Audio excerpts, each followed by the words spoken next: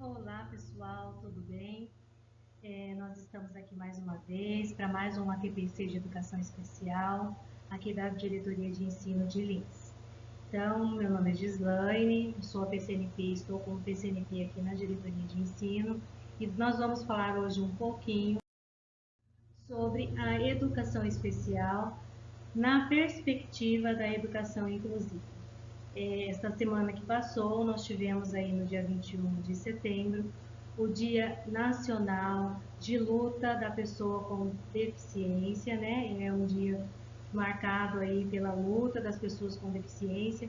Então, pensando nessa possibilidade aí a gente vai conversar um pouquinho aí sobre a educação especial dentro dessa perspectiva aí da educação inclusiva, tá? Deixando aí uma mensagem para vocês. Como sempre, antes de começar o nosso ATPC, eu gosto de deixar uma mensagem. Então, nós temos aí a fala do saudoso Mandela: sempre parece impossível, até que seja feito. Então, eu penso assim, a educação especial parece que é impossível de acontecer, como era impossível de acontecer alguns anos atrás, até que a gente comece a fazer, né?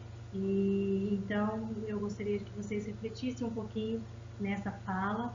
Então, sempre parece impossível, em todos os aspectos, sempre vai parecer impossível, até que alguém venha e faça, aí não é mais impossível, tá? Então eu deixo essa frase aí de reflexão para todos. Então, a pauta hoje vai ser sobre a inclusão e a educação especial, aportes oferecidos aí para os estudantes público-alvo da educação especial, o atendimento educacional especializado, as atribuições dos professores especializados, a inclusão dos estudantes com deficiência auditiva e surdez, a inclusão dos estudantes com deficiência visual, baixa visão e cegueira, adaptações de acesso ao currículo dentro da deficiência visual e dentro da deficiência auditiva, a inclusão de estudantes com deficiência intelectual, a inclusão de estudantes com transtorno do espectro autista e estudantes com deficiência. Quais são os termos corretos, né, para a gente usar aí de maneira a diminuir os estereótipos, né? Nossos objetivos com essa formação: fundamentar a educação especial na perspectiva da educação inclusiva.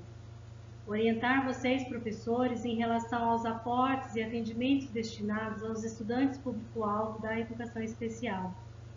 Propor estratégias para a inclusão dos estudantes público-alvo da educação especial nos espaços escolares. Orientar quanto ao correto uso de termos referentes ao público com deficiência, diminuindo a construção de estereótipos. Então, é importante hoje, dentro dessa sociedade que nós vivemos. Então, primeiro, antes da gente entrar dentro da educação especial, o que é uma educação inclusiva? O que é educação inclusiva, né? A educação inclusiva, ela pode ser entendida como a concepção de ensino contemporânea que tem como objetivo garantir o direito a todos à educação, ou seja, todos têm o direito à educação. Então, isso pressupõe a igualdade de oportunidades, a valorização das diferenças humanas, contemplando tanto a diversidade étnica, social, cultural, intelectual, física, sensorial e de gênero que nós, seres humanos, temos. Implica principalmente na transformação da cultura, das práticas e das políticas vigentes na escola. É nos sistemas de ensino, no modo de garantir acesso à participação e aprendizagem de todos, sem exceção. Então, quando eu falo em educação inclusiva, eu estou falando aqui a escola é para todos, independente de sua cor, de sua religião, de sua condição física, de sua condição social, de sua condição intelectual. Tá? A escola, quando eu falo de uma escola inclusiva, é uma escola para todos, onde todos têm o direito de estar, de aprender com qualidade, tá? Dentro da inclusão, dentro da educação inclusiva, nós temos os 5 princípios que regem essa educação inclusiva. Os 5 princípios são: primeiro, toda pessoa tem o direito de acesso à educação. Toda pessoa aprende. O processo de aprendizagem de cada pessoa é singular, ou seja, é próprio dessa pessoa. Nós não aprendemos todos da mesma maneira. O convívio no ambiente escolar comum beneficia a todos. A gente precisa desconstruir essa fala de que as crianças, os estudantes com deficiência estão na escola para conviver, para melhorar a convivência. Quando eu tenho uma pessoa com deficiência dentro do espaço escolar, todos beneficiamos com isso. Todos, o convívio é para todos, a aprendizagem ali é para todos. A educação inclusiva diz respeito a todos nós. Então, esses são os 5 princípios da educação inclusiva, tá? A educação especial, vamos agora falar um pouquinho da educação especial dentro dessa perspectiva aí da educação inclusiva, ou seja, dentro dessa educação para todos. A educação especial, ela perpassa todos os níveis de escolarização, ou seja, ela vai lá desde aqui o ensino infantil, desde o ensino infantil até o ensino superior. Então, eu tenho a educação especial como uma transversalidade. Ela perpassa todos os níveis de educação, todos os níveis da educação básica e no ensino superior. Tá? Então, ela não é um sistema separado. Ela constitui, ela faz parte do sistema de educação como um todo. Tá? Ela é transversal a todos esses sistemas de ensino, tanto da educação básica quanto o do ensino superior. Os estudantes com deficiência são estudantes da escola e não são estudantes de inclusão. Nós precisamos desconstruir essa fala. Não são estudantes de inclusão, eles são estudantes da escola, são nossos estudantes, tá? Então, a inclusão requer novos conceitos e novas estratégias. Essas estratégias e outros recursos pedagógicos, como a tecnologia assistiva, para aqueles estudantes com baixa visão ou aqueles estudantes com deficiência auditiva, os materiais didáticos adaptados, os softwares, os vídeos, os jogos, estão fundamentados em leis federais, leis estaduais e municipais, decretos e notas técnicas do MEC. Ou seja, tudo isso, todo esse amparo tecnológico, esse amparo de metodologias e de recursos, eles têm um respaldo dentro das legislações e dentro das notas aí do MEC, enfim, de todos os meios aí que a gente tem para consulta aí de como construir uma política pública de educação inclusiva, tá? Dentro do nosso estado, do estado de São Paulo, vigente no momento é a Resolução 68 de 2017. Nessa resolução, os estudantes público-alvo da educação especial, eles têm como aportes, que nós vamos ver mais à frente, mais detalhado, o atendimento educacional especializado, o profissional de apoio e o interlocutor de Libras.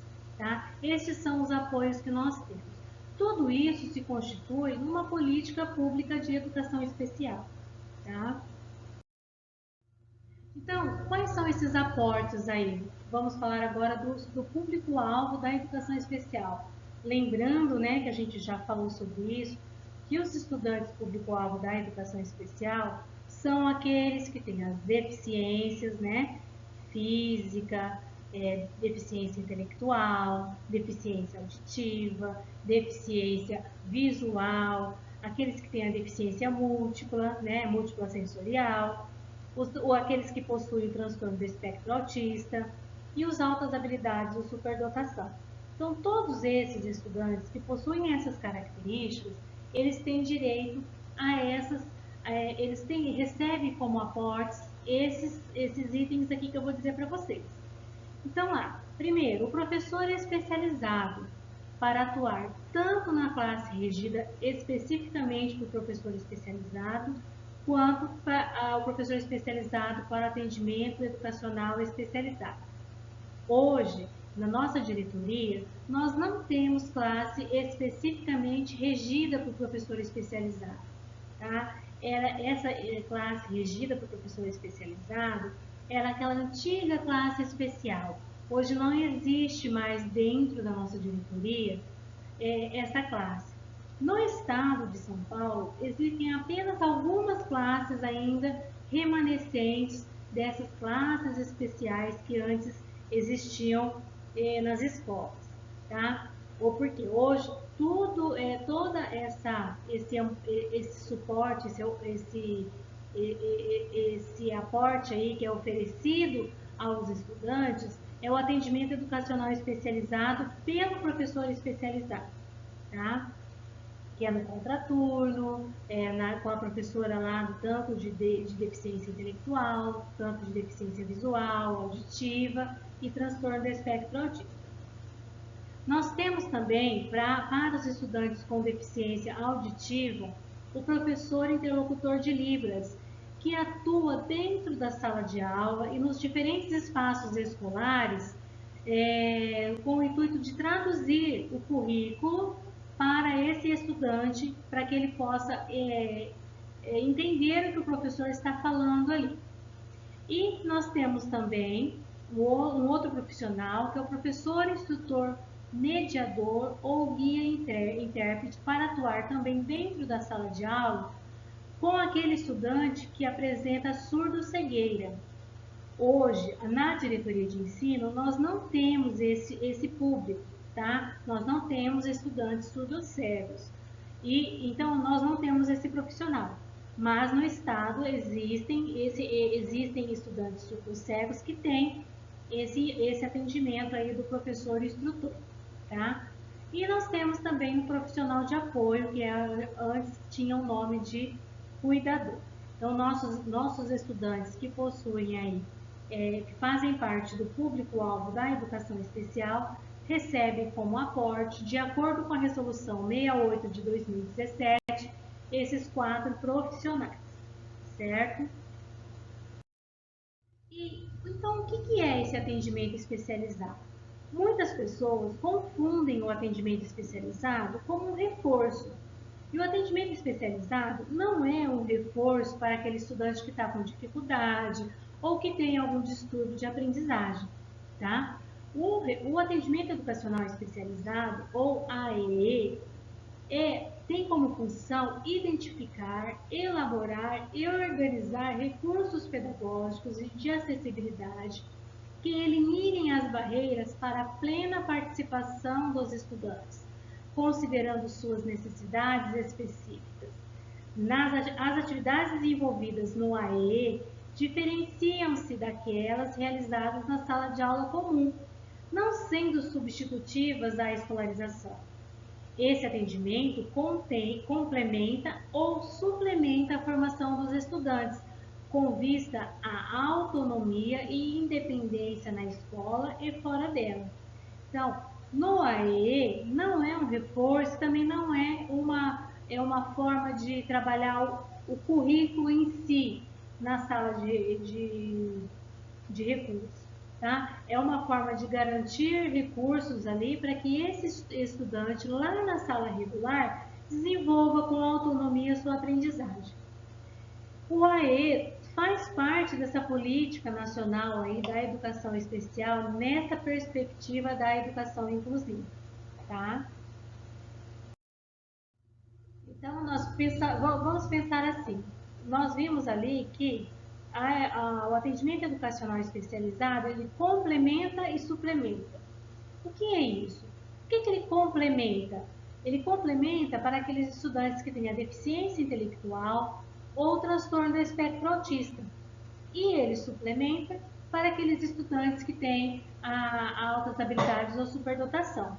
Tá? De que forma? Oferecendo serviços, recursos de acessibilidade, estratégias que vão ajudar esse estudante a conseguir a entender e desenvolver o currículo na sala regular.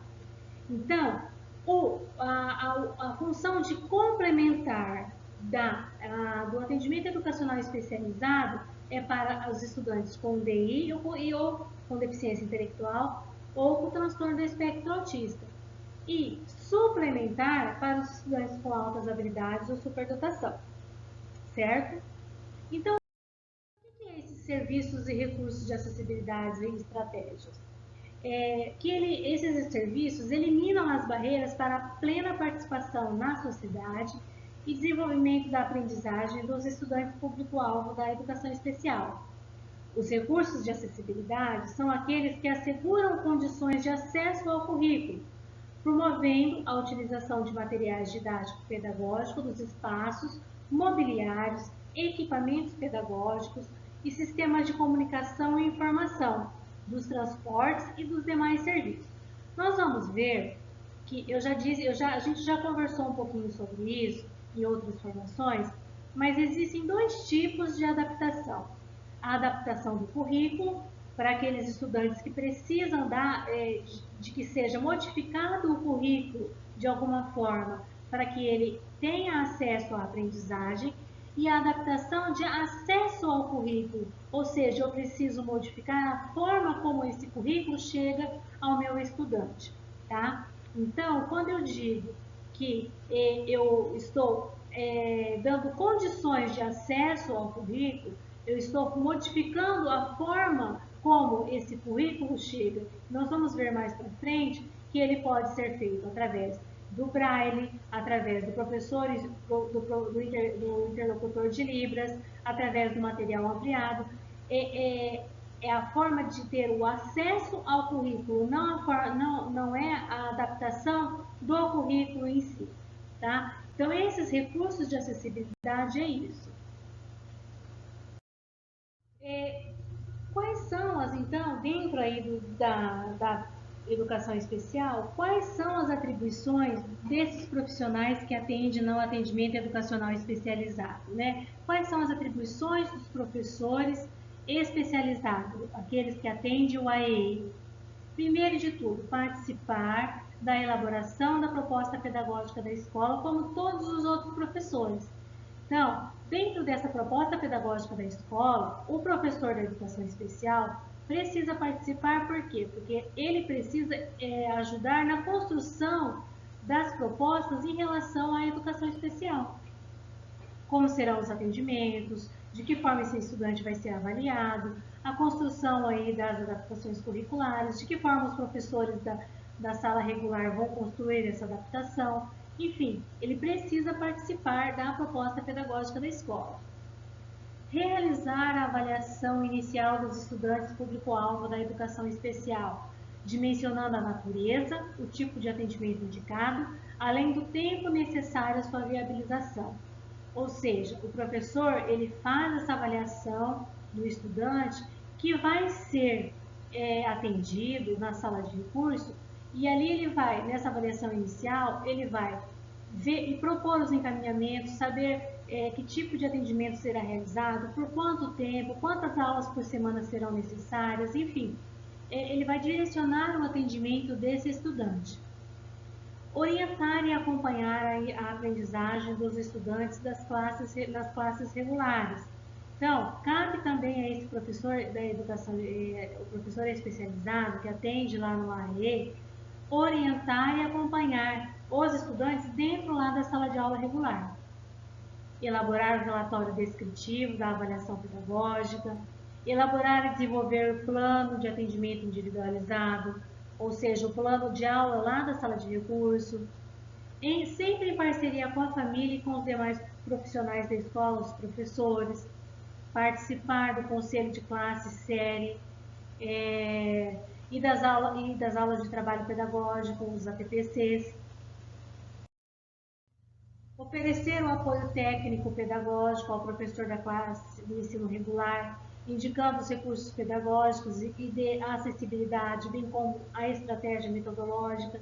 Então, os professores especializados, os professores do AEE, têm como função ajudar os professores do ensino regular nessa construção aí da adaptação pedagógica, da adaptação curricular. Não é realizar a adaptação curricular. Eles vão ajudar oferecendo o quê? O apoio técnico-pedagógico, oferecendo, dando auxílio aí na questão de estratégias, de recursos que podem ser utilizados, mas quem deverá fazer a questão aí da adaptação curricular realmente é o professor da sala regular, que é ele que conhece as habilidades, é ele que conhece todo o conteúdo e habilidade que vai ser desenvolvida por ele dentro do bimestre, né? Então, é o professor da sala regular que deve fazer a adaptação curricular com o apoio técnico do professor da sala de recursos, tá? O professor é especializado.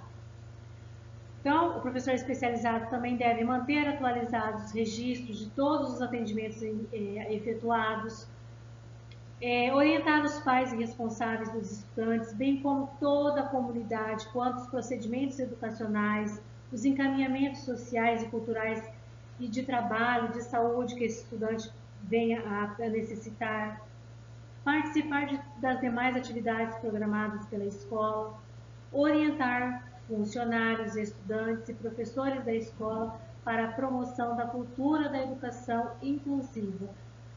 Quando a gente fala em educação especial, a educação especial não é do professor especializado.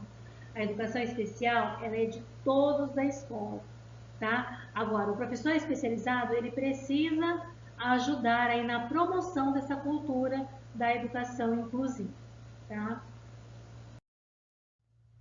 Vamos falar um pouquinho agora sobre a inclusão dos estudantes com deficiência auditiva ou surdez. Historicamente, diferentes abordagens foram utilizadas na educação dos estudantes com deficiência auditiva ou surdez. Uns diziam que não podia forçar a oralidade, outros diziam que tinha que forçar a oralidade e não podia usar línguas. Então, hoje, no contexto atual, o que é reconhecido? É importante respeitar a singularidade desses estudantes para promover um trabalho educacional que contribua para o avanço da aprendizagem escolar desse estudante. Tá? Dentro dessa perspectiva inclusiva, todos devem aprender junto com o estudante. Então, aprender junto com todos os estudantes, todos aprendem. Não só o estudante, como professores, a equipe de apoio da escola, todos aprendem, tá? Então, houve diferente, como eu disse para vocês, muitas abordagens foram feitas em relação aos estudantes com deficiência auditiva. Então, hoje, precisa considerar o seguinte: aqueles que utilizam os aparelhos auditivos ou implante coclear e que já fazem uso da linguagem oral e na sua comunicação, lá o atendimento educacional especializado e a sala regular, ele levará em conta a sua linguagem, né? Então, efetivando mesmo um trabalho voltado para o desenvolvimento da linguagem oral e da escrita, considerando essa habilidade que ele tenha, que embora ele tenha a deficiência auditiva, ele tenha a linguagem. Então, considerar essa habilidade e promover aí dessa forma a interação e uma aprendizagem significativa. No caso daqueles estudantes que têm a deficiência auditiva, que não utilizam a Libra e só se comunicam mesmo com dificuldades de expressão pela linguagem oral, é importante o acompanhamento sistemático do professor do atendimento educacional especializado, do professor da sala regular, do professor interlocutor e da fonoaudióloga no processo escolar para minimizar as dificuldades que surgem ao longo da aprendizagem e dessa forma oportunizar a aprendizagem de Libras como a sua primeira língua. tá? Se aquele estudante que tem a dificuldade na fala, ele precisa de alguma forma se comunicar. Então, eu preciso oferecer para este estudante a Libras como sua primeira língua, tá? Não é a língua portuguesa. Então, a língua do estudante surdo é a língua brasileira de sinais. Então, ela deve ser oferecida como sua primeira língua. Então, e aí depois a língua portuguesa. Então, nós temos, assim, vários exemplos bastante bacanas aqui na diretoria de ensino, de trabalhos com os estudantes que têm o interlocutor e que fazem esse trabalho. Assim, temos estudantes que não conheciam a língua brasileira de sinais, que não se comunicavam, e a partir do momento que começou esse atendimento específico na aprendizagem da Libras, começou a se comunicar e hoje é uma estudante super participativa, super comunicativa. Então, é importante, sim, a aprendizagem da Libras como sua primeira língua, porque é a forma que o surdo tem de como se comunicar. É lógico que nós temos aquele estudante que tem a deficiência auditiva, mas que é oralizado. Então, a partir do momento que ele é oralizado, eu preciso desenvolver essa oralidade e cada vez mais e tornar essa aprendizagem significativa, tá? Então, mas nós precisamos, se nós tivermos aí dentro da nossa escola, dentro da nossa sala de aula, algum estudante com a deficiência auditiva, nós precisamos ter as seguintes atenção, tá? A prática pedagógica de sentido. A educação, assim como para o estudante com deficiência intelectual, deficiência visual, qualquer estudante ou aquele estudante que não tem deficiência, as práticas pedagógicas devem ter sentido. Deve fazer sentido para esse estudante o porquê que ele está aprendendo, aquilo é importante para ele. A utilização de recursos visuais acompanhados da comunicação oral. A proximidade dos professores e demais colegas da turma. Muitos estudantes, embora não façam uso da língua, embora não ouçam, eles conseguem fazer a leitura dos lábios e conseguem se comunicar dessa forma. Então, por isso a importância de sentar próximo ao professor. A oportunidade de diálogos contínuos que permite a ampliação de conceitos, vocabulários em parceria com a família. O uso de mapas conceituais, desenhos associados à linguagem oral. Tinha pulado essa. A observação de compreensão do estudante no processo comunicativo. Então, está sempre atento se o estudante está entendendo aquilo que está sendo falado, aquilo que está sendo comunicado. A participação do estudante em todas as atividades como os demais. A mudança de estratégias metodológicas quando percebida a dificuldade de compreensão. Então, se eu vejo que aquela estratégia que eu estou utilizando não está sendo suficiente, o meu estudante continua com dificuldade, eu preciso mudar essa estratégia de forma que ele possa compreender.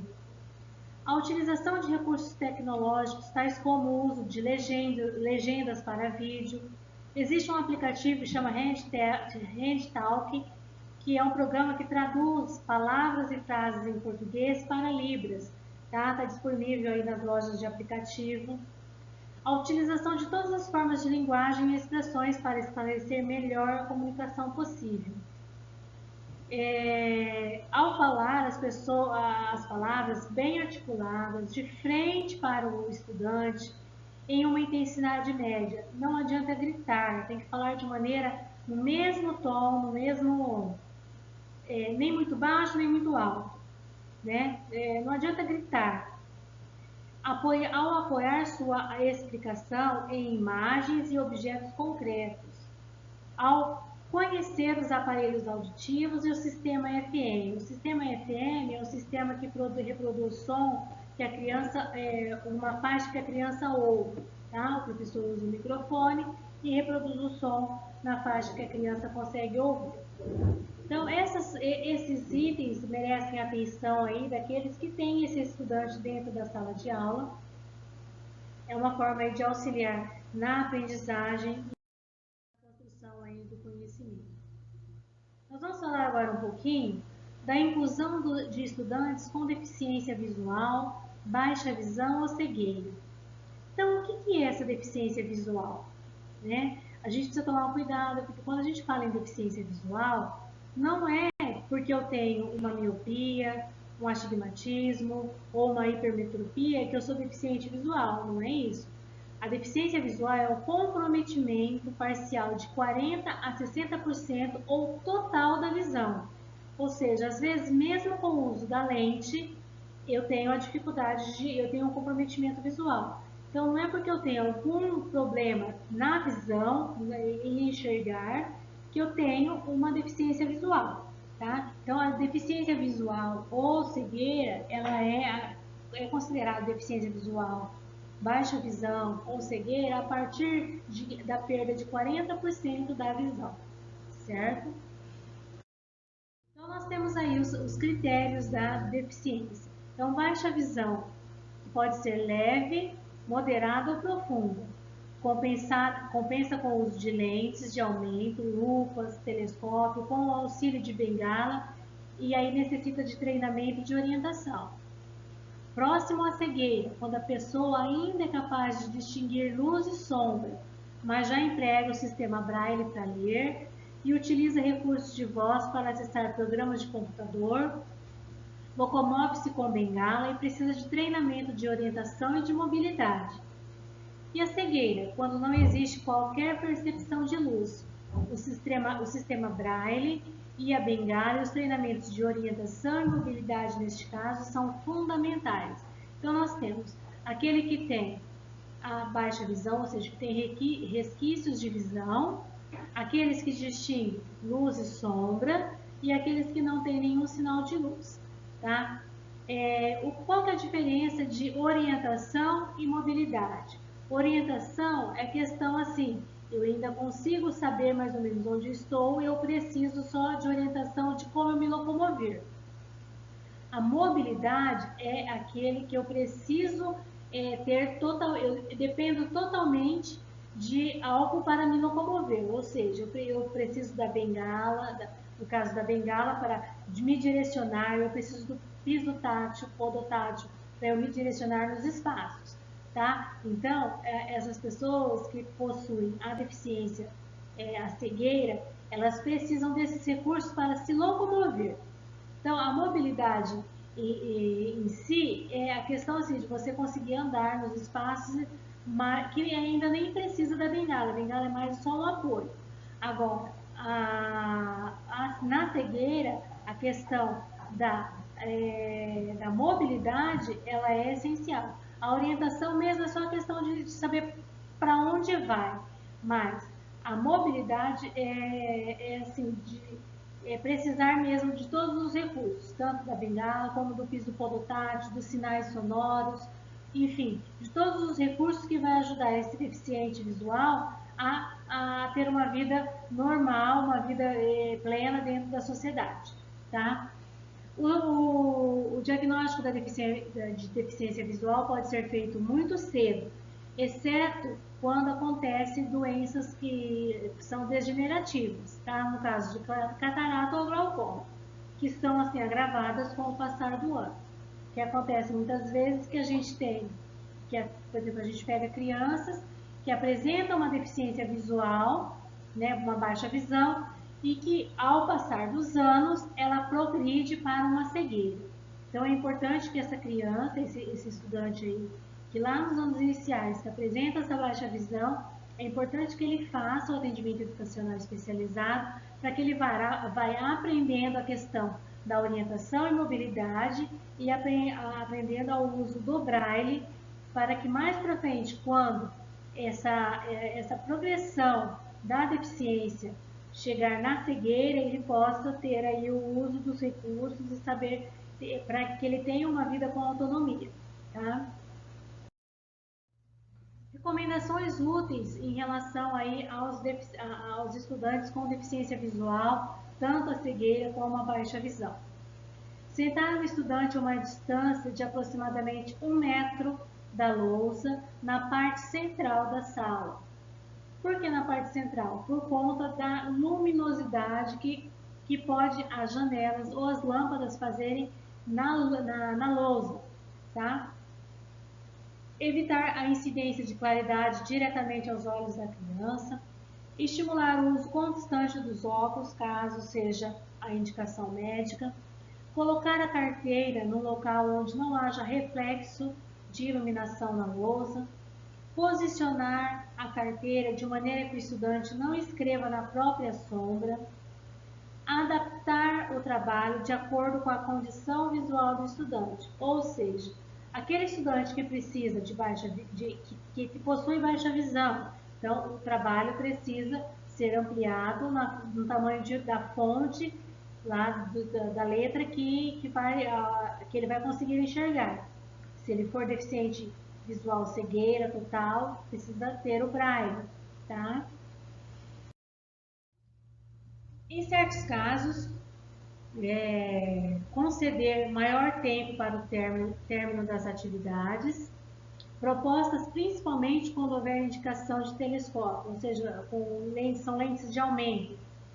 Ter clareza que o estudante enxerga as palavras e as ilustrações mostradas. Sentar o estudante em lugar sombrio se tiver fotofobia, ou seja, dificuldade de ver em ambiente com muita luz. Evitar a iluminação excessiva em sala de aula. Observar a qualidade e nitidez do material utilizado pelo estudante. Letra, números, traços, figuras, margens, desenhos com bom contraste, figuras de fundo. Ou seja, quanto mais nítido para esse estudante, melhor. Observar o espaçamento e enquadramento das letras e palavras. Os espaçamentos entre as palavras devem estar bem feito, bem realizado.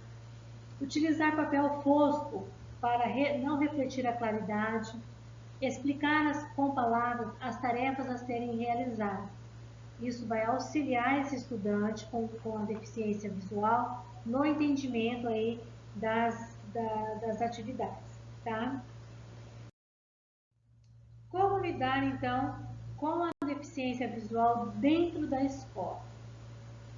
O estudante cego tem direito a usar materiais adaptados como livros didáticos, transcrito para o braille ou a reglete para escrever durante as aulas.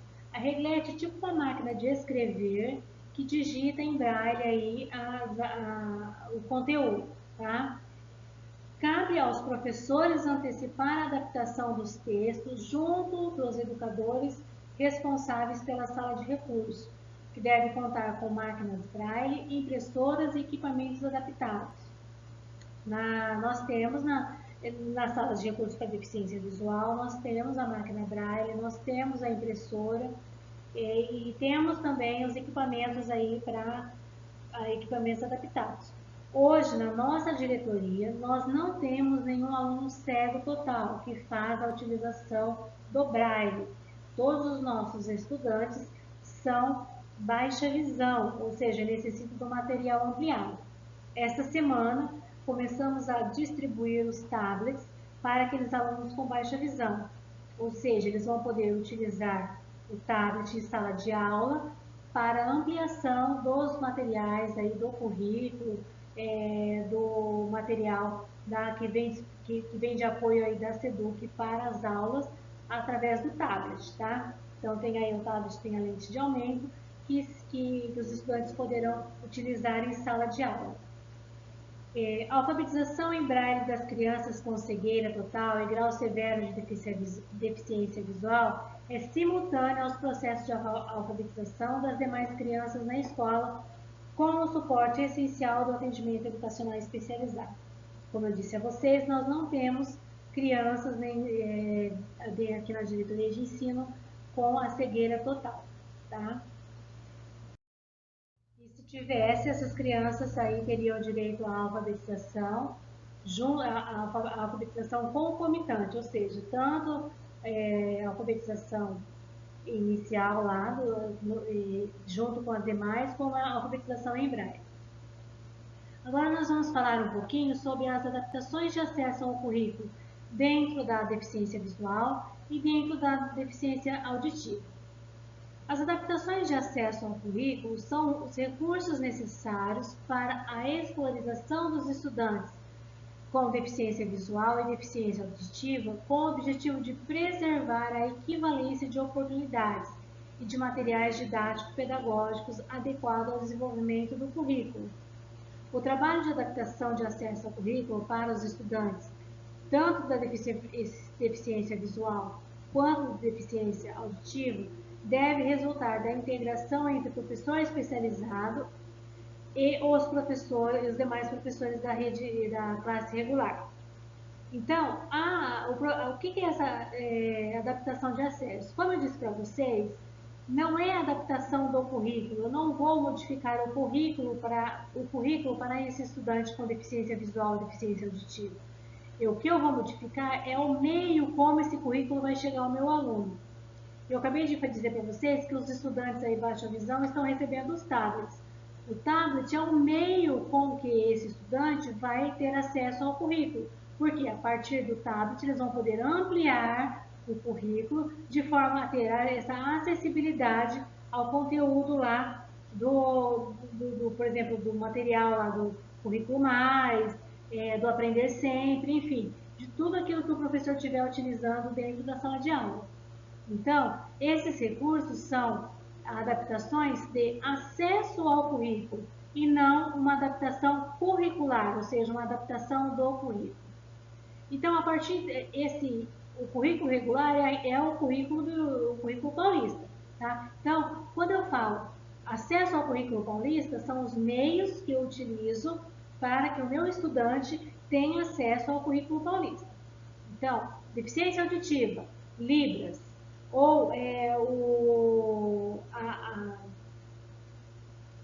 como fala? A legenda em textos, legenda em filmes, a legenda em Libras, o deficiência visual, o braille, o material ampliado. Então, são formas como eu faço com que esse currículo chegue ao meu estudante. Então, essas são as adaptações de acesso ao currículo. Tá? A inclusão dos estudantes com deficiência intelectual. O estudante com deficiência intelectual são os estudantes que nós mais temos dentro das escolas. Tá? Mas antes um pouquinho, vamos diferenciar aí o que é deficiência intelectual e o que é doença mental. A deficiência intelectual são aqueles estudantes que possuem um atraso no desenvolvimento psiconeuromotor, tá? Tenham dificuldade de aprender, de realizar tarefas do dia a dia, tem um comprometimento lá nas habilidades adaptativas. Esse estudante, ele tem a deficiência intelectual. Agora, o que é a doença mental? A doença mental, ela engloba diversas condições que alteram a questão de humor, a questão de comportamento, a forma como essa pessoa enxerga a realidade. Essas pessoas que têm esse estudante que tem a doença mental, ele necessita de medicação, ele necessita do tratamento com psiquiatra. Então, ele precisa de medicamentos específicos. Então, nesse caso, são doenças mentais e não a deficiência intelectual. Então, aquele público que apresenta a doença mental não é público da educação especial, tá? O nosso público da educação especial são os deficientes mentais, os deficientes intelectuais, tá? Que são aqueles que têm dificuldade de aprendizagem, têm a dificuldade de realizar a tarefa do dia a dia, de interagir com o meio que vive, que tem o comprometimento lá cognitivo, comprometimento nas habilidades do comportamento adaptativo. Estes estudantes têm a deficiência intelectual. Agora, aqueles estudantes que apresentam alteração de humor, alteração na percepção da realidade, alteração de comportamento, são condições que também podem afetar o desempenho na escola ou o desempenho na sociedade, mas elas são condições que requerem um olhar do psiquiatra e requerem também a questão de medicação específica de psiquiatra. Então, nesse caso, são doenças mentais e precisam ser tratadas como tal. Tá? Então, eu queria diferenciar bem a questão aí de doença mental de deficiência intelectual, que são coisas distintas, certo? Então, vamos falar sobre as práticas da deficiência intelectual. Então, aprender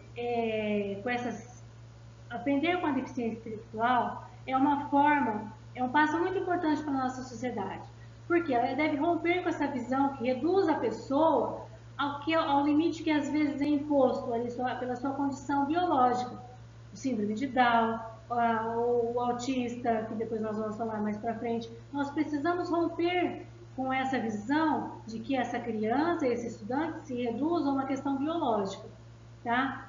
A condição da deficiência intelectual não pode nunca determinar qual é o limite, qual é o máximo que essa criança, com esse indivíduo, vai se desenvolver. A educação deve atender às suas necessidades educacionais, sem desviar dos princípios básicos da educação desse estudante. Lembra lá no princípio que eu disse, princípio da educação inclusiva? Todos aprendem. Não, às vezes não é no mesmo ritmo, às vezes não aprende aquilo que eu quero, mas eles devem aprender e eles aprendem aquilo que eles precisam aprender para ter uma vida autônoma. Tá? Esse é o princípio da educação inclusiva que eu acho mais importante. Todos aprendem. Não é possível, entretanto, encontrar instrumento adequado, ou seja, modelos de aprendizagem, se continuarmos nos modelos médicos, se continuarmos tomando como pressuposto que a deficiência é ser menos, é ser a falta, se persistirmos nas explicações apenas no campo biológico. A educação vai além do laudo, ou seja, por trás de um laudo existe um estudante. Quando a gente fala assim, eu me preocupo muito quando fala assim, mas ele não tem o laudo. O laudo é apenas um complemento ali, tá? Esse estudante, ele vai além do laudo. Às vezes, eu tenho um estudante que apresenta lá um CID de deficiência intelectual severa, mas esse estudante consegue e tem condições de aprender alguma coisa que vai ajudá-lo a ter uma vida autônoma, tá? Então, eu preciso levar em consideração a condição desse estudante de que ele vai além do biológico, ele é um ser humano, ele aprende e ele precisa viver em sociedade, tá? Então, enquanto eu estiver olhando apenas para o biológico e não olhar para a educação como forma de mudar uma sociedade, eu vou continuar achando que as crianças com deficiência não aprendem e só estão na escola para ter convivência. E não é isso. Tá? Nós temos que pensar lá no, como disse para vocês, lá no princípio da educação inclusiva. A educação inclusiva é para todos e todos aprendem, certo? Então, pensando aqui, a educação, atrás de um laudo tem uma criança, tem um estudante, tá?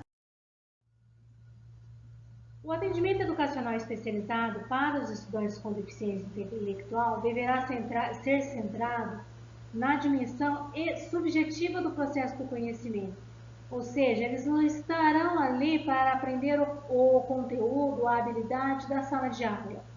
Tá? O conteúdo acadêmico, o conteúdo curricular, ele vai estar ali em segundo plano na questão da aprendizagem. Tá? O estudante ele precisa desenvolver ali aquilo que é importante no dia a dia. O aprendizado deve significar, ou seja, ele deve compreender o porquê que ele está aprendendo ali. Então, as atividades devem ser práticas do dia a dia. É importante insistir que o atendimento educacional especializado não é ensino particular, não é reforço escolar e ele pode ser realizado em grupos. Porém, é preciso respeitar a forma específica de cada estudante a aprender. Tá? Nós temos nas salas de aula, nós não temos em nenhuma escola, nenhuma sala que seja homogênea. Nós temos salas, todas as nossas salas de aula são heterogêneas. Todas as nossas salas têm estudantes que aprendem de diversas formas e aprendem utilizam recursos de aprendizagem, formas de aprendizagem diferentes. Então, cabe a nós, profissionais de educação, tá? Cabe a nós, professores, conhecer esse estudante e entender a forma de como ele aprende e de que maneira eu posso auxiliar aí na aprendizagem e no desenvolvimento desse estudante para uma vida plena e com autonomia. Estratégias de aprendizagem. O estudante com deficiência intelectual aprende significativamente quando estabelece conexão do novo conteúdo com o que já conhece. É aquilo que a gente precisa fazer essa conexão entre aquilo que ele já sabe com algo novo, para que ele possa construir o conhecimento. É necessário que sejam desenvolvidas diferentes estratégias de ensino de forma a proporcionar ao estudante a melhor interação, participação e desenvolvimento nas atividades, de forma de que esse estudante tenha acesso ao conhecimento e não apenas à informação, tá? E outra coisa, gente, não existe fórmula pronta, tá? Não existe uma cartilha, um livro, uma apostila que vá montar, que vá ter para vocês pronto para trabalhar com o estudante com deficiência intelectual ou o estudante com autismo. Eu preciso fazer essas adaptações, fazer essas atividades, fazer a construção desse conhecimento com esse estudante a partir daquilo que ele sabe. Então, a partir do momento daquilo que ele sabe, eu vou construir essa aprendizagem junto com esse estudante. Então, não existe fórmula pronta. Eu sei que nas diversas formações que nós já fizemos, sempre nas evolutivas vocês pedem, eu queria como trabalhar como estudante tal, como estudar. Eu posso mostrar para vocês o caminho. Agora, como vocês vão fazer é individual de cada um. Vai ser de acordo com as dificuldades, de acordo com as habilidades de cada estudante especificamente, tá? Então, não existe uma cartilha, não existe uma apostila, não existe um livro específico. Olha, trabalha assim com o estudante com deficiência intelectual. Não é assim que funciona. Eu preciso conhecer, até porque cada um é diferente, cada um aprende de forma diferente, tá?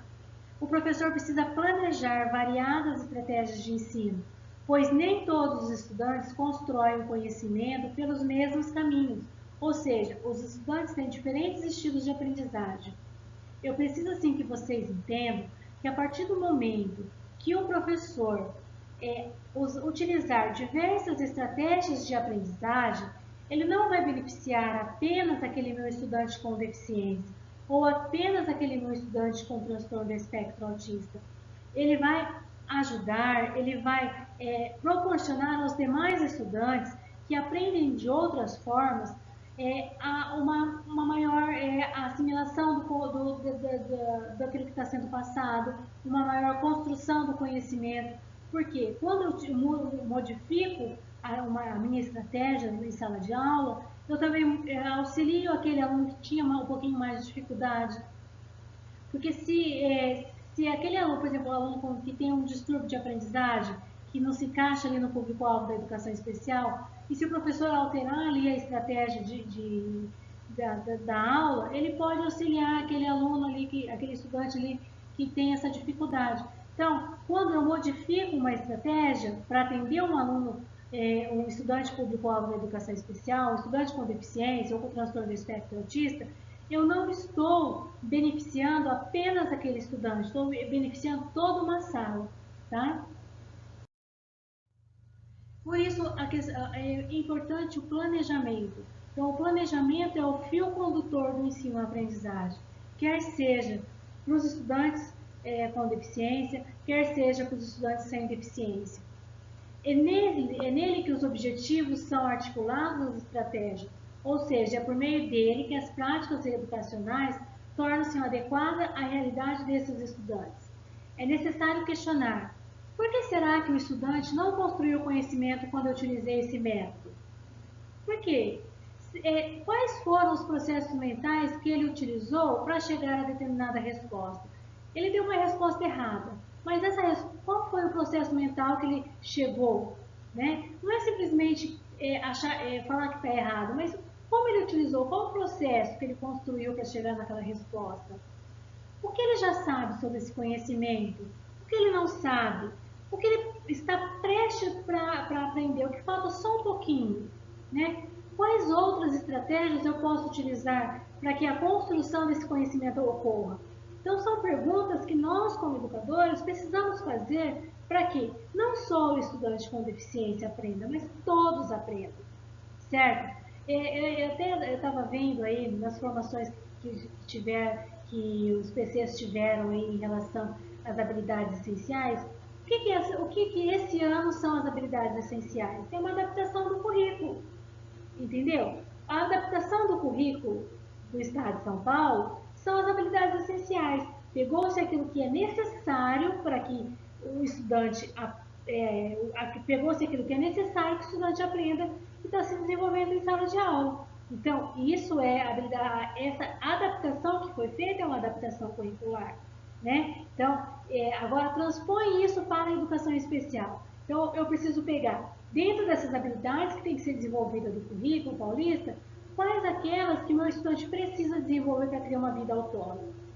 Então, eu vou construir a minha adaptação curricular em cima dessas habilidades que ele necessita naquele momento, tá? Então, eu até brinquei com as meninas aí na reunião que eu participei junto com os anos iniciais, que é isso. Hoje, o trabalho com as habilidades essenciais nada mais é do que uma adaptação curricular em grande escala, tá? O que aconteceu? Pegou-se aí, dentro do currículo paulista, as habilidades mais essenciais para se trabalhar. E o que deve ser feito dentro da educação especial? Dentro das habilidades que são aí do currículo, né, currículo paulista, que está se desenvolvendo na sala, o professor deve pegar aquelas habilidades que estão a mesma habilidade que está sendo desenvolvida em sala de aula e trabalhar aquilo que é essencial para o meu estudante com deficiência ou com transtorno do espectro autista, tá? Então é só essa ponte que eu queria fazer com vocês. Exemplos de estratégias possíveis de serem desenvolvidas com os estudantes com deficiência intelectual. Dar ênfase em projetos e atividades relacionadas à vida real desse estudante, trabalhando as competências e habilidades que ele já possui. Então, eu trabalho aquilo que ele já possui e vou aos poucos aumentando o grau de dificuldade. Manter uma rotina diária de trabalho. Não somente os autistas, mas os alunos, os estudantes com deficiência intelectual também precisam de uma rotina, eles também precisam saber o que vai acontecer. As atividades devem ser explicadas de forma clara e tranquila, repetindo quantas vezes forem necessárias. A repetição e rotina de aplicação das atividades possui grande importância no desenvolvimento da compreensão e aprendizagem dos estudantes com deficiência intelectual. É importante utilizar o interesse que os estudantes apresentam por determinados assuntos, temas, formas de realizar as atividades. Assim é possível organizar e planejar adequadamente os desafios propostos aos estudantes. Então, eu pego lá, a partir das habilidades, daquilo que o meu aluno consegue, meu estudante consegue desenvolver, e vou construindo desafios cada vez maiores. E assim eu vou construindo conhecimento com ele. Tá? Observar como o estudante reage e age em cada situação e atividade aplicada e como as realiza. Estar atento, auxiliá-lo para que desenvolva uma melhor forma de aprender, trabalhar em grupos ou em duplas dentro da sala de aula, usar ateliês, cantinhos, oficina, onde o aluno poderá realizar atividades diversificadas em sua própria sala de aula regular, como leitura, escrita, jogos, pesquisas, recortes, pinturas, desenhos, dentro da sua própria sala de aula. Organizar um cantinho na sala onde esse estudante pode ali desenvolver alguma outra atividade. Propor trabalhos e atividades que possam auxiliar o desenvolvimento de habilidades adaptativas, sociais, de comunicação, cuidado pessoal e autonomia, sempre pensando nesse estudante para uma vida autônoma. Utilizar recursos para a produção de escrita e leitura, letras móveis, computador, lápis adaptado, jogos, enfim, diversos recursos aí que podem utilizar, esse estudante pode utilizar dentro da sala de aula. Em atividades de matemática, poderão ser utilizados os seguintes recursos: blocos loja, o Ciner, os ábacos, calculadora, dados, jogos, enfim, uma infinidade aí de recursos que também vão auxiliar. As dramatizações com música, teatro, leitura, contação de história, são atividades que auxiliam esse estudante aí no desenvolvimento dessa aprendizagem. O pressuposto fundamental de qualquer trabalho educacional é acreditar na possibilidade da mudança do outro. Ou seja, se eu não acredito que o outro possa mudar, não tem sentido eu estar na educação. Então, principal pressuposto aí, o fundamental do nosso trabalho como professor é acreditar sim que o meu estudante pode mudar, tá? Lembrando lá novamente dos princípios da inclusão. A educação é para todos e todos aprendem, certo? A inclusão do transtorno de estudantes com transtorno de espectro autista. Como ensinar uma criança com autismo se eu não sou especialista no transtorno de espectro autista? Como passar o conteúdo curricular para um estudante que não se mostra curioso ou se desperta em sala de aula? Quem nunca fez essas perguntas? Né? Eu sei que muitos de vocês fazem essas perguntas, já fizeram essas perguntas diretamente para mim. Como trabalhar, né? Eu tenho uma criança, eu não sou especialista, como eu já disse em várias outras formações, eu não preciso ser especialista em autista, eu preciso conhecer o meu estudante, tá? Conhecer aquilo que ele gosta, conhecer como ele funciona. Eu não preciso ser especialista em TEA para entender o meu aluno, tá? O meu estudante. Não existe uma receita para ensinar crianças e adolescentes TEA. Mesmo dois TEAs, dois alunos com o mesmo diagnóstico de transtorno do espectro autista, eles reagem de maneiras diferentes à mesma proposta pedagógica. Por isso, o que funciona para um não funciona para o outro. Então, não adianta eu querer ter uma receita, um livro, uma apostila para um estudante com autismo, se eu não tiver isso em mente. O que funciona para um não funciona para outro. Eu tenho estudante que é sensível ao ruído, eu tenho estudante que é sensível ao toque, eu tenho estudante que é sensível à luz, eu tenho estudante que é sensível ao olhar, não olha nos olhos, enfim, eu tenho uma infinidade uma gama aí de características dentro do transtorno espectro autista. Por isso que é um transtorno espectro, porque ele envolve várias características, tá? Então não tem como eu pensar em uma adaptação exclusiva para todos. Por isso não existe receita. Então, quando a gente fala que não é necessário ser especialista em autista para trabalhar com autista dentro da sala regular, é porque eu preciso, primeiramente, conhecer o meu estudante, conhecer aquilo que ele gosta, como ele funciona, para que aí, a partir daí, eu construa um conhecimento com ele. Tá? Mesmo para ensinar, portanto, o professor não precisa ser especialista. É recomendado que ele procure conhecer todos os estudantes de forma individual e perceba como cada um aprende. Mas, mais do que um conhecimento específico, a inclusão da criança e de adolescente requer uma mudança no modo como a escola pensa e faz a educação. Na próxima formação, eu vou conversar com o Fernando, que é o nosso colega aqui da diretoria de ensino. Ele tem um filho que é autista e ele vai contar para vocês, vou conversar com ele, ele já se dispôs a isso, como foi a construção aí a evolução do filho dele dentro da escola, tá?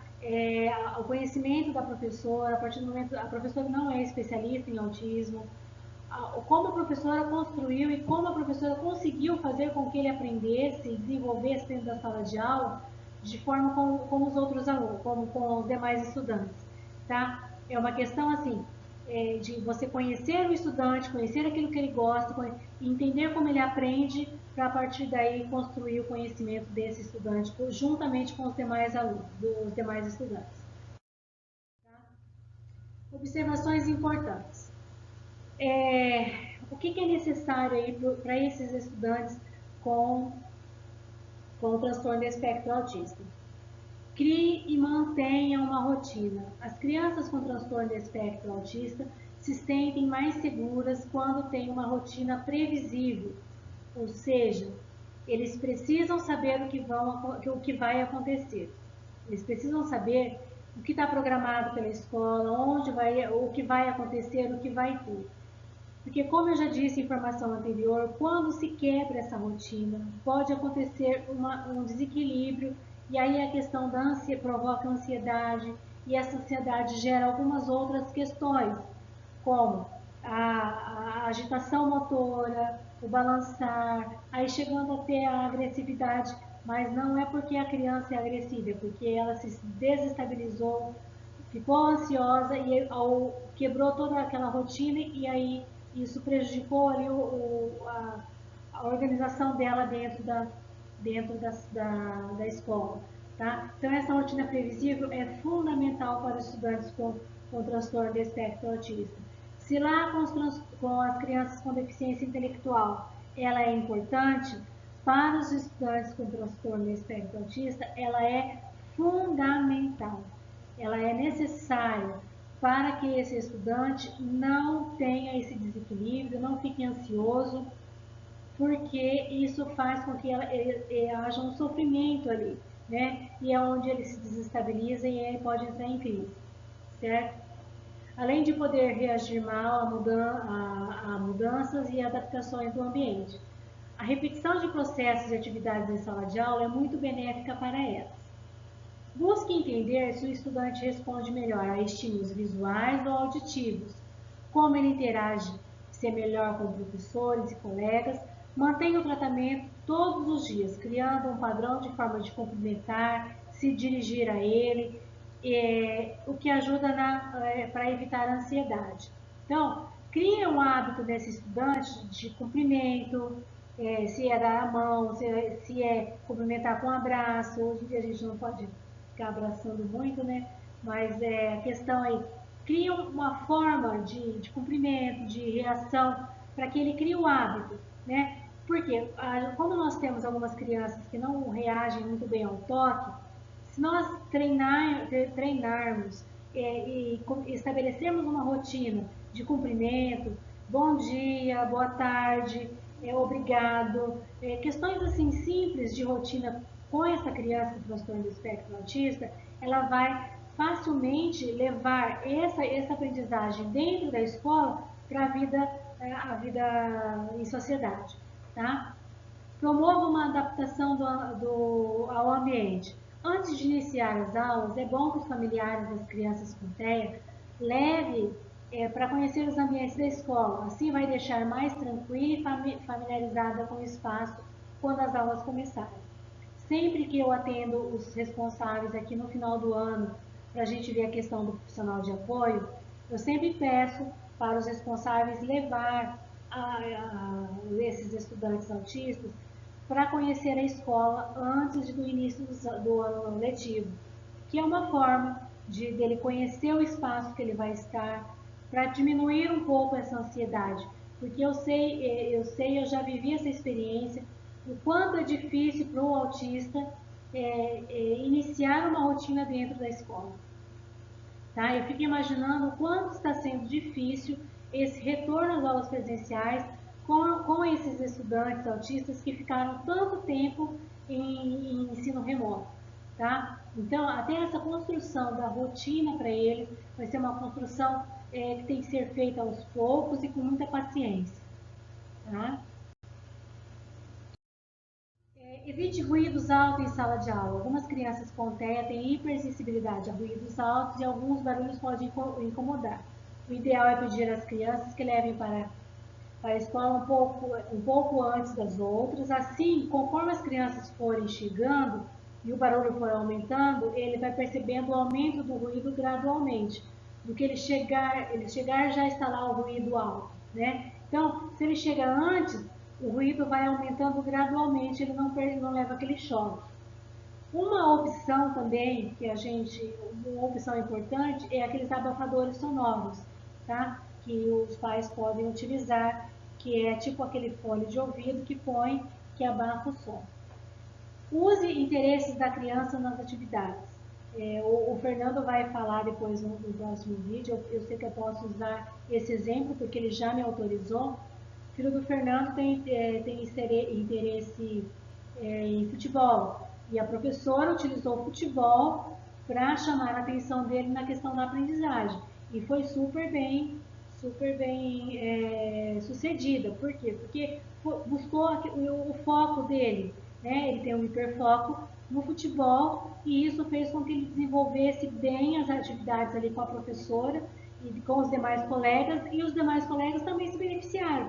E os demais nem perceberam que era para ajudar ali a questão do filho dele no hiperfoco em relação ao futebol.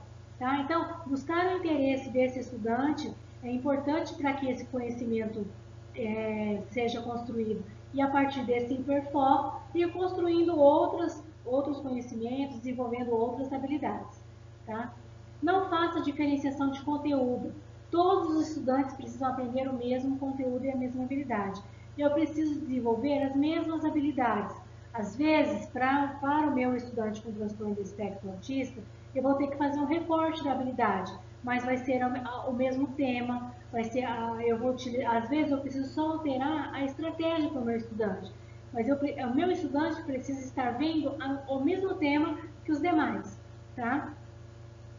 Então, ainda que seja necessário a adaptação de alguma forma, fazer diferenciações de conteúdo não ajuda a inclusão, nem do estudante TEA, nem de qualquer outro estudante com deficiência, mas atrapalha a interação das outras crianças e prejudica a motivação para a aprendizagem. Ele vai ser sempre aquele que é tratado diferente. Então, a gente precisa pensar, sim, na questão das adaptações desses estudantes sendo tratados de maneira igual junto com os demais, tá? Às vezes eu vou precisar, sim, modificar a estratégia, fazer um recorte da habilidade que está sendo utilizada, mas eu preciso trabalhar o mesmo tema com todos os estudantes dentro da sala de aula. Dê orientações claras e use recursos visuais. Ao dar orientações para os estudantes em sala, fale de forma clara e objetiva para facilitar a compreensão do que deve ser feito. Isto é benéfico para todos, não só para os estudantes com TEA ou deficiência intelectual. Da mesma forma, use recursos visuais e concretos para utilizar o que você está pedindo. Imagens, símbolos, fotos podem ser usados para mostrar aos estudantes como será a rotina. Usar aqueles mapas, né? Mapas conceituais ou rotinas em papel, colado na lousa, colado na parede, colado na própria carteira do aluno, com as rotinas. Os recursos visuais e concretos ajudam em muito os estudantes a compreender ali, os estudantes com autismo, a compreender o que se espera que ele faça. Promova atividades coletivas, ou seja, o estudante ali com TEA junto com os demais, brincadeiras, tarefas, atividades, jogos, enfim, tudo que vai incluir o estudante com autismo com os demais. Isso vai auxiliar também na questão do desenvolvimento das habilidades sociais desse estudante com deficiência, com transtorno do espectro autista. Ainda que a inclusão desses estudantes com autismo seja um desafio para nós, professores, ela deve sempre buscar soluções e o conhecimento para superá-los. Eu sei que a gente já não é fácil, mas quando eu olho assim, eu vejo que a gente já caminhou bastante. Temos muito ainda para caminhar, mas já caminhamos muito em relação a como a gente está, tá? E depende de quem? Depende de nós, professores, de vocês que estão aí em sala de aula, no atendimento, no desenvolvimento desses estudantes. Que muitas vezes só tem nós, professores, para auxiliar aí nesse desenvolvimento das habilidades sociais, das habilidades de comunicação, das habilidades aí da vida cotidiana, tá? Vamos falar agora um pouquinho, esse tema aqui é importante, tá, gente? Para a gente construir uma cultura inclusiva, nós precisamos utilizar os termos corretos, tá? Então, quando eu falo em pessoa com deficiência, Essa é a forma adequada, inclusive ela é utilizada pela ONU, tá? Eu não posso usar deficiente, portador de deficiência, pessoa com necessidade especial, ou termos pejorativos como defeituoso, inválido.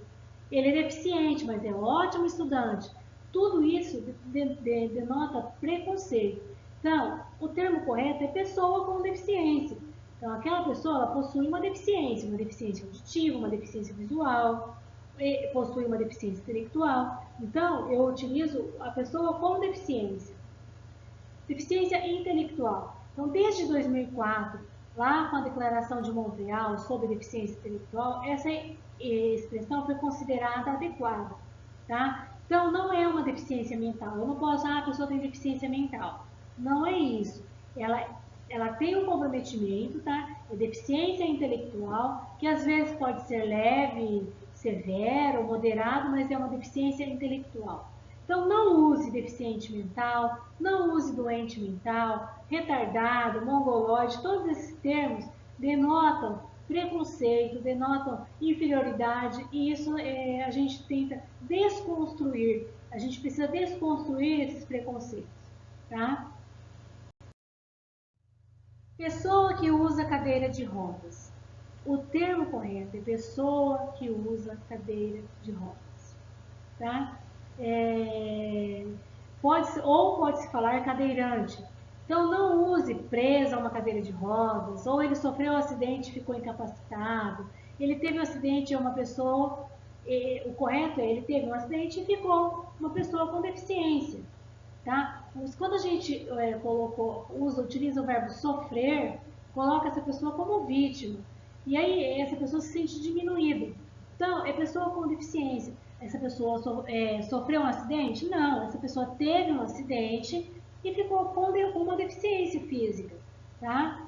Então, pensar um pouquinho antes de falar, utilizando os termos corretos, nos ajuda aí a diminuir a questão do preconceito. Estudante com deficiência. Essa é a maneira mais adequada a se referir, ao estudante com deficiência de uma maneira geral. Não use, por favor, aluno de inclusão, porque a inclusão é para todos, todos devem estar incluídos. Lembra que eu falei sobre a inclusão, que a inclusão é para todos. Não use o termo aluno de inclusão. Também é muito errado falar aluno normal, tá? Isso sugere que deficiência é anormal. Diga, diga sempre estudante ou pessoa sem deficiência. Tem a pessoa com deficiência ou estudante com deficiência, pessoa sem deficiência ou estudante sem deficiência.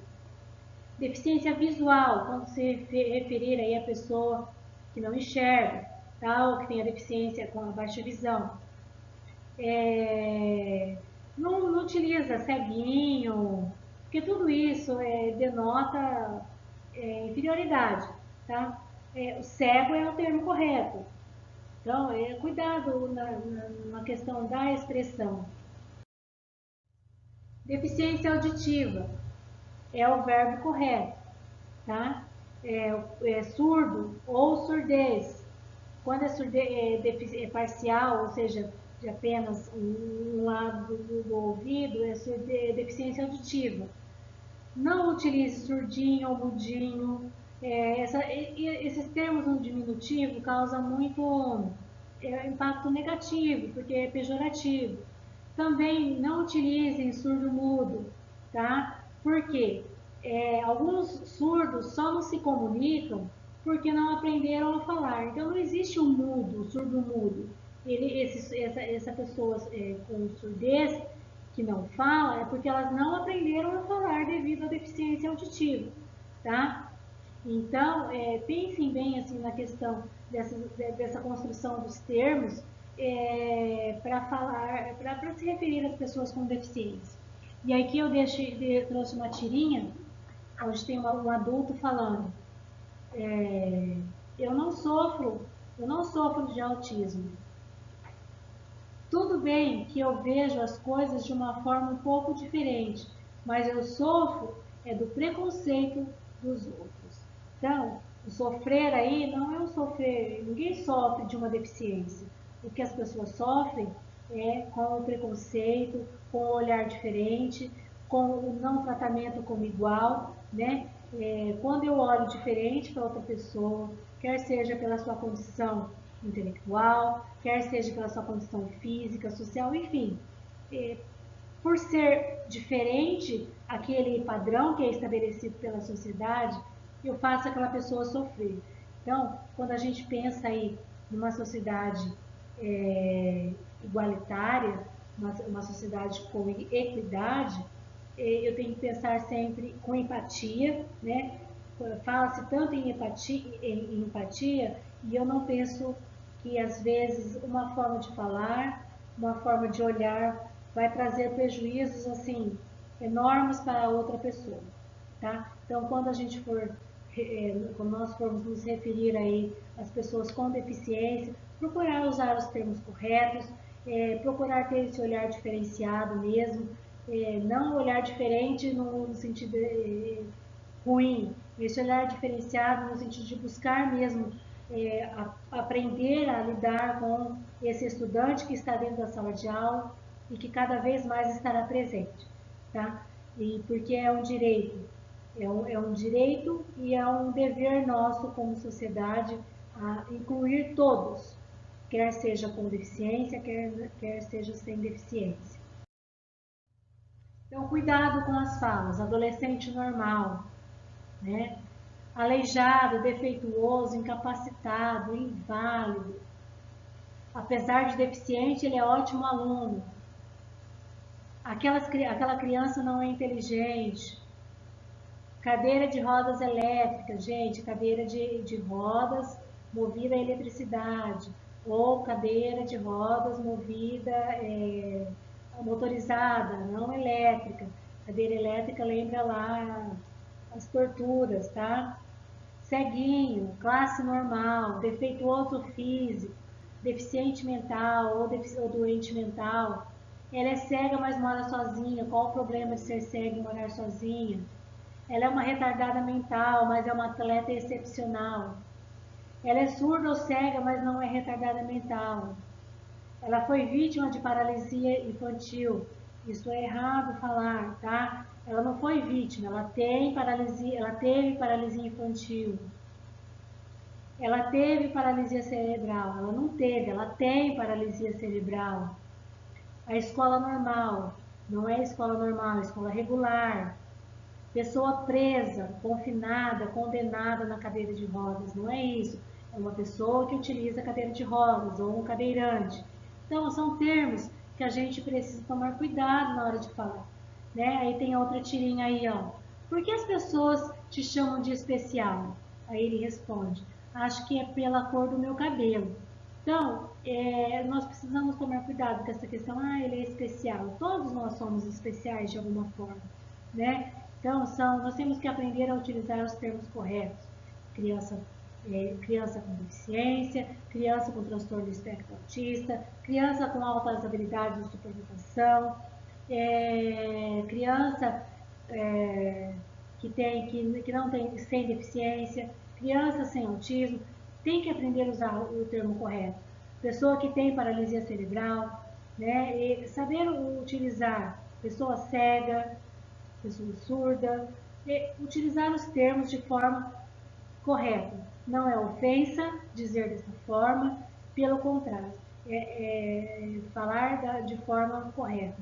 Não ceguinho, mudinho, surdo mudo, ou preso na cadeira de rodas, pensar sempre antes de falar. Tá? Pensar que a escola é uma representação da sociedade. E na sociedade nós temos pessoas com deficiência, pessoas sem deficiência, pessoas de condição, de todos os tipos de condição física, de condição social, emocional, religiosa, enfim, de todos os tipos. E dentro da escola também. E todos aprendem. Às vezes não aprendem no mesmo tempo, da mesma forma, mas aprendem. Tá? Então eu deixei aqui para vocês saberem mais, tá? Uma legislação o manual Mídia e Deficiência e o livro Construindo uma Sociedade para Todos. São 3 referências aí importantes na questão da inclusão de estudantes com deficiência, de pessoas com deficiência dentro da sociedade, para que vocês, quem tiver interesse, possa consultar. Aqui está a referência bibliográfica, tá, que eu utilizei para essa formação.